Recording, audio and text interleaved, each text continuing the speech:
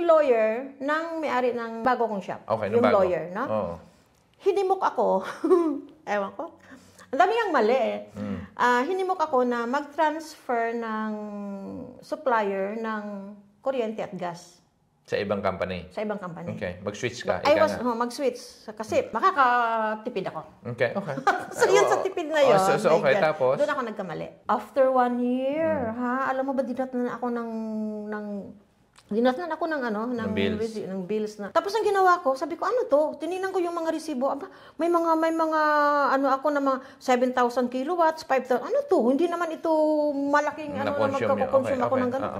Tapos ang ginawa ko, nagpunta ako sa yung Federal Consumatory, yung mga nirereklamuhan na may isang office na parang ombudsman or whatever. Nagreklamo ako doon, dinala ko sa abogado. Dinala ko pati yung mga papel. Alam mo sabi ng abogadong babae sa akin, si Alicia. Ginanyan ako, iti-expression ng Italian to yung mga ganun. Sabi niya, Bebot, questi sono ladri. Ginanon ako.